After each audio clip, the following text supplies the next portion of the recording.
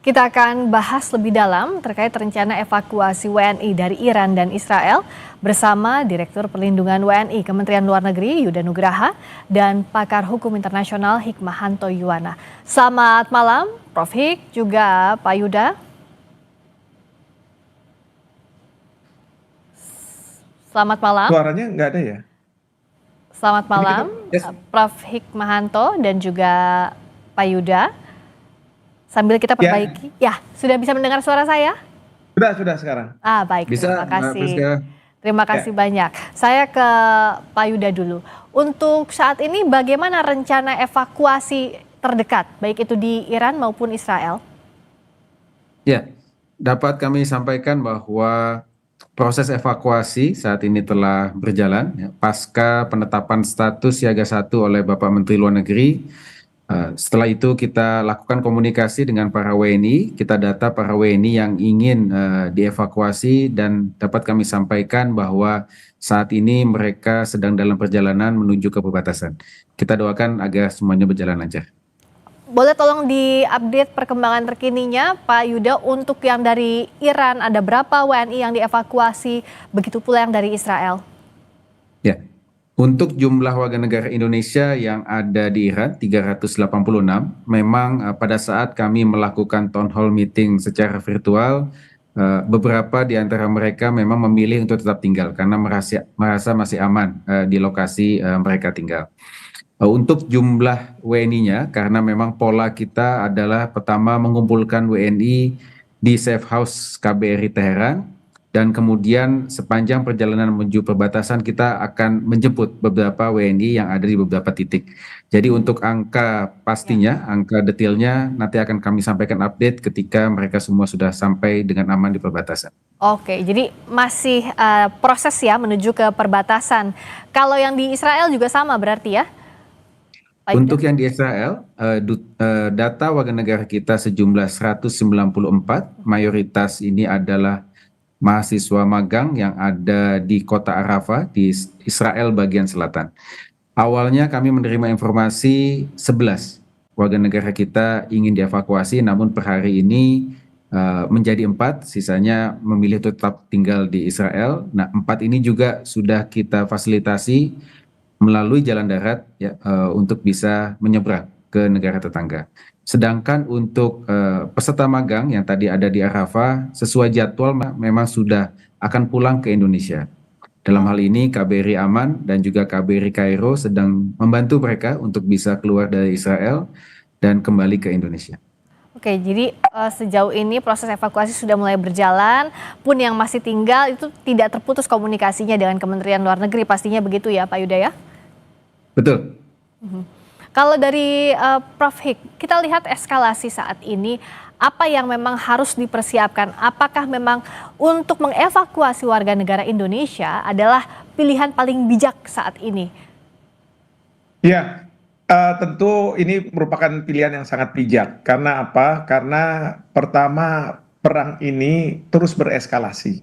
Dan kita tahu bahwa Presiden Trump walaupun masih akan menentukan dalam 2 minggu ke depan apakah Amerika Serikat akan terlibat atau tidak, namun kapal-kapal induk Amerika Serikat beberapa sudah merapat ke Timur Tengah. Ini yang mengindikasikan bahwa perang ada kemungkinan besar akan bereskalasi, di mana Amerika Serikat akan masuk dan kemudian melakukan serangan terhadap Iran. Karena Presiden Amerika Serikat seolah-olah memberi waktu selama 2 minggu agar pemimpin Iran Ali Khamenei untuk mau menyerahkan diri tanpa syarat. Tapi kalau misalnya beliau tidak mau menyerahkan diri tanpa syarat, maka akan ada serangan baik terhadap beliau maupun terhadap petinggi-petinggi Iran yang mungkin akan menargetkan terus Israel. Jadi ini memang sudah saatnya, dan Bapak Menlu sudah menyampaikan bahwa sudah sampai pada siaga 1. Memang kalau misalnya dalam konflik seperti ini, kita tidak bisa berpikir bahwa ini satu Iran semuanya atau satu Israel semuanya, tetapi ini masih bagian-bagian tertentu dari Iran, misalnya di Teheran atau di tempat-tempat lain, dan kemudian di Israel juga demikian, sehingga warga negara kita seperti tadi Pak Yuda katakan, mereka merasa masih aman-aman saja. Padahal ini adalah kesempatan bagi mereka untuk bisa dievakuasi sehingga tidak membuat repot pemerintah, karena pemerintah sudah menyiapkan. Pemerintah akan sulit melakukan evakuasi apabila perang ini terus bereskalasi, lalu kemudian mereka minta untuk dikeluarkan. Jadi ini yang saya berharap tidak hanya Pak Yuda dan teman-teman untuk melakukan rencana mengevakuasi, tetapi ada kerjasama dari warga negara kita di daerah konflik untuk mau mengikuti, mempedomani instruksi-instruksi yang dikeluarkan oleh perwakilan. Karena pada titik tertentu kalau misalnya memang sudah terlambat, itu tidak bisa dievakuasi, dan mohon maaf, pemerintah tidak akan bisa dipersalahkan apabila tidak berhasil untuk melakukan evakuasi. Nah, bicara soal atensi untuk evakuasi WNI datang juga dari Kemenko Polkam. Saya akan bacakan dulu data terbarunya. Kementerian Koordinator Bidang Politik dan Keamanan, Saudara, menggelar rapat koordinasi lintas kementerian untuk memastikan kesiapan pemulangan 386 WNI di Iran. Dalam keterangan tertulis, Menko Polkam Budi Gunawan menegaskan bahwa pemerintah telah menyiapkan rencana kontingensi termasuk evakuasi darat menuju Buku Azerbaijan. Adapun proses evakuasi tahap 1 yang berlangsung pada 20 Juni 2025, ada sebanyak 115 WNI yang diberangkatkan menggunakan 4 bus dari Teheran. Pemerintah juga telah menyampaikan nota diplomatik dan membuka jalur komunikasi darurat bagi WNI di zona konflik. Itu informasi terbarunya. Dan saya tanyakan lagi update-nya ke Pak Yuda. Nah, untuk warga negara Indonesia yang masih bertahan di daerah konflik ini, apa yang dilakukan? Apakah ada batas waktu tertentu misalnya? Dan jikalau eskalasi terjadi, apa saja langkah pencegahan yang dilakukan agar bisa mengevakuasi WNI sebelum terlambat? Ya, baik Mbak Friska. Pertama kami ingin mengeko apa yang tadi disampaikan oleh Prof. Hik, ya, bahwa kita tidak bisa hanya melihat situasi saat ini di beberapa kota yang ada di Iran maupun Israel yang mungkin belum menjadi sasaran tembakan dari masing-masing pihak. Jadi merasa masih aman. Namun yang kita perlu pikirkan adalah potensi eskalasi ke depan yang kami nilai sangat tinggi. Nah, oleh karena itu kami sangat menghimbau agar para WNI bisa ikut dalam proses evakuasi yang kita lakukan. Jangan menunggu sampai situasinya keotik, karena akan sangat membatasi ya kemampuan perwakilan RI untuk bisa menolong warga negara kita. Jadi kalau dalam konteks evakuasi tentunya kita harus berpikir yang terburuk. Nah, dalam konteks itu pilihan yang terbaik saat ini adalah ikut evakuasi. Namun tentunya KBRI Teheran sampai saat ini masih tetap operasional. Kita akan tetap memantau para WNI yang ada di Iran, ya, termasuk KBRI Aman juga terus memantau WNI yang ada di wilayah Israel untuk memastikan keamanan mereka. Baik, nah kalau kita membaca potensi eskalasi, Prof. Hikmahanto, apa saja indikator-indikatornya? Satu, Trump sudah bilang bahwa dalam waktu 2 minggu mengultimatum ke Iran. Nah, tapi apakah itu saja atau juga bagaimana reaksi negara-negara lain yang misalnya Korea Utara sudah angkat bicara juga mengatakan Israel ini sebagai kanker di Timur Tengah.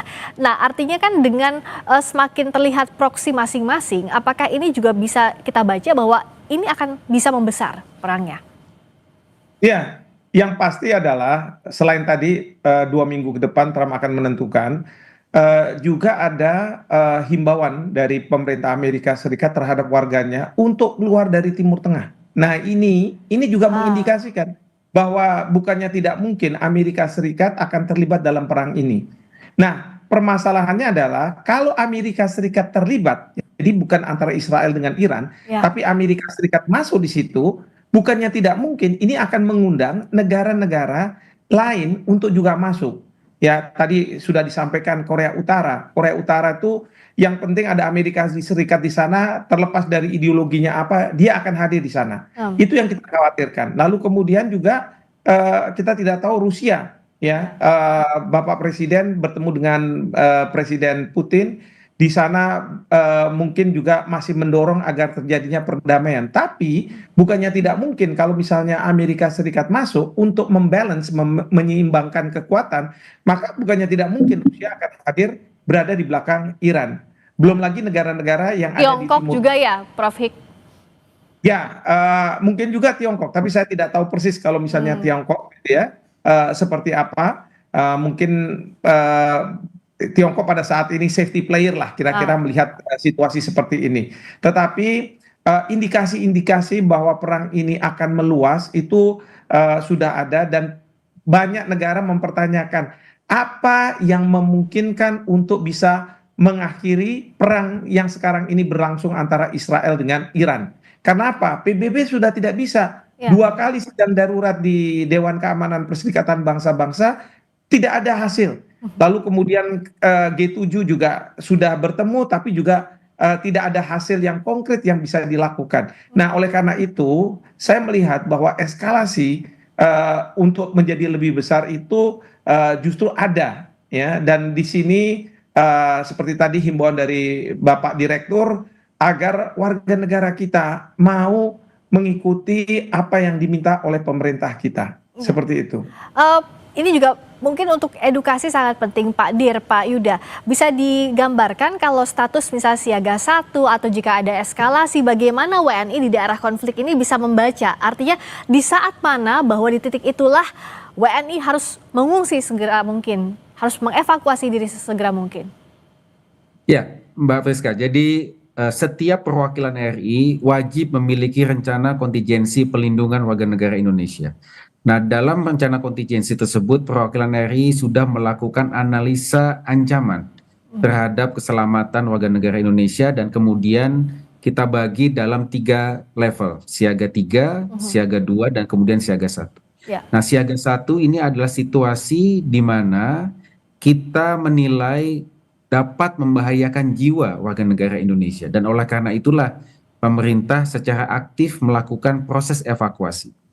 Nah, ketika sudah ditetapkan siaga 1, itulah saatnya kita untuk keluar dari wilayah konflik tersebut. Dan oleh karena itu, kami sangat menghimbau tadi sekali lagi agar para WNI bisa dapat ikut evakuasi yang sudah kita siapkan.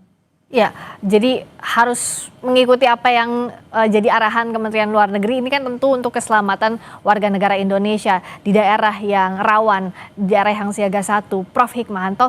Tapi peran Indonesia seberapa besar ya dalam konflik ini atau dalam perang Iran dan Israel ini? Apakah kita memang ya sejauh ini hanya bisa menyelamatkan warga negara Indonesia di daerah konflik, tapi kalau bicara perdamaian kedua negara tampaknya sulit, apalagi misalnya Iran juga bilang bahwa akan melawan sampai akhir, tidak ada perundingan kalau masih ada serangan dari Israel. Ya, dalam situasi seperti ini terus terang kita pemerintah Indonesia tidak bisa banyak yang kita bisa lakukan. Bapak Menlu sudah menghimbau agar negara-negara menahan diri untuk mengeskalasinya perang di Israel dan Iran. Tetapi sepertinya juga tidak didengar, dan ini juga dilakukan oleh negara-negara lain. Lalu sudah mendorong agar ada pembahasan di Dewan Keamanan PBB, itu juga sudah dilakukan. Tapi kita tahu bahwa apapun resolusi yang dikeluarkan oleh Dewan Keamanan PBB pasti akan diveto oleh Amerika Serikat apabila itu akan merugikan Israel. Belum lagi pertemuan dengan kepala-kepala negara, kepala pemerintahan juga tidak menghasilkan apa-apa. Karena apa? Saya melihat bahwa perang Israel dengan Iran ini sebenarnya adalah perang Amerika Serikat dengan Iran. Karena saya melihat bahwa Presiden Trump sudah mengatakan sebelum beliau menjabat menjadi presiden bahwa penyelesaian masalah di Gaza itu adalah dengan melakukan serangan ke Iran. Yang kedua, pada waktu beliau menjadi presiden, beliau menginisiasi untuk dengan Iran melakukan kesepakatan terkait dengan senjata nuklir. Itu pada waktu menjelang gagal, beliau sudah mengatakan bahwa kalau ini gagal, maka Amerika Serikat akan menyerang Iran. Dan ternyata memang gagal.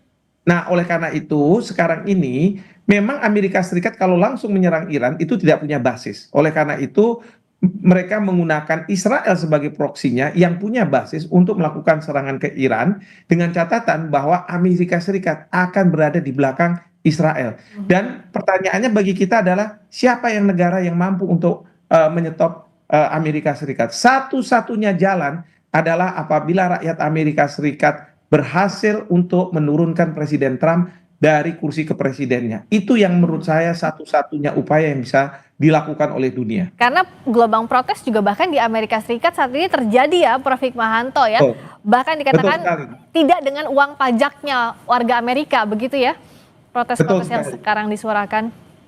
Betul, karena ini perbedaan antara apa yang dilakukan oleh Trump yang menurut Trump adalah terbaik untuk Amerika Serikat dengan apa yang rakyat Amerika Serikat menganggap bahwa ini yang terbaik.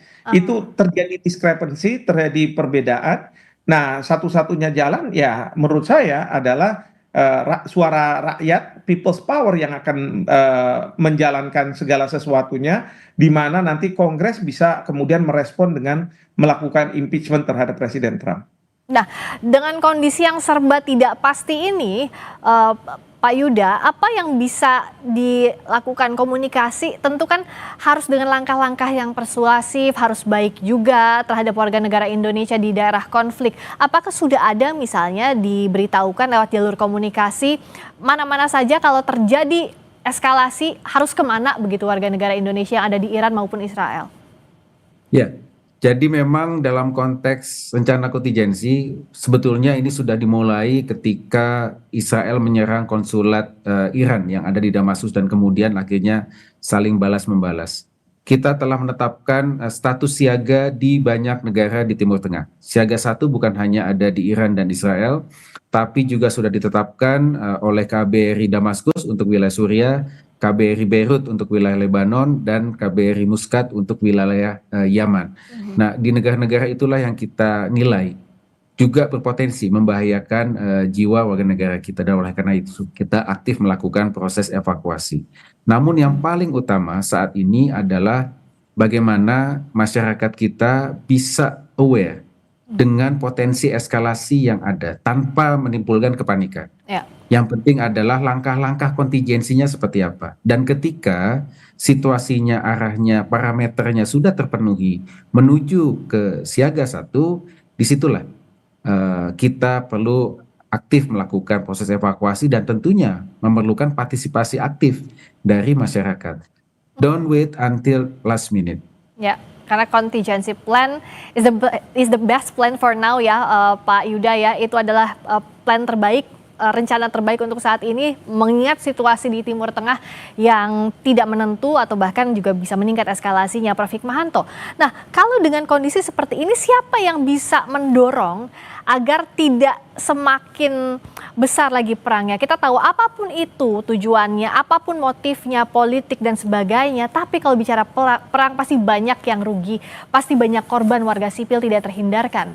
Tapi siapa yang bisa menghentikannya? Ini kan kekuatan besar Amerika dan juga Iran yang sama-sama punya harga diri, yang sama-sama nggak mungkin dihentikan oleh siapapun dalam kondisi sekarang. Yang pasti adalah rakyat dunia, kita-kita semua. Bahkan saya harus menyampaikan para netizen Indonesia ya untuk bisa memviralkan, mereka bisa berkomunikasi dengan teman-temannya di Amerika, teman-temannya di Israel mungkin, dan mungkin di Iran, untuk supaya mereka mau melakukan suatu tindakan kepada pemerintahnya. Memang pada waktu pertama dilakukan penyerangan ke Iran oleh Israel, Perdana Menteri Netanyahu dalam pidato setelah serangan itu mengatakan bahwa dia minta menghimbau kepada rakyat Iran untuk menurunkan pemimpinnya. Jadi memang ada di tangan dari rakyat gitu ya. Tentu kita juga bisa mengatakan kalau misalnya rakyat Israel, oposisi itu didukung oleh banyak rakyat Israel karena mereka merasa bahwa dengan tindakan Netanyahu bukan membuat Israel lebih aman, tapi justru menjadi kehancuran. Belum lagi ada pengumuman dari Israel bahwa jangan menggunakan simbol-simbol Israel ketika mereka berpergian di luar negeri. Itu yang kita harapkan, bahwa mereka akan minta supaya oposisi kuat dan kemudian menurunkan Perdana Menteri Netanyahu. Ya, kita yang bisa mendesak, warga dunia harus bisa mendesak agar tidak semakin besar lagi dampak perang Iran dan Israel dengan kepentingan apapun di belakangnya, dan kita harapkan juga evakuasi warga negara Indonesia di daerah konflik ini bisa berlangsung dengan lancar, aman, dan baik. Terima kasih atas waktunya Pak Yuda Nugraha, Direktur Pelindungan WNI Kementerian Luar Negeri. Terima kasih juga Prof. Hikmahanto Yuwana, pakar hukum internasional. Selamat malam. Selamat malam.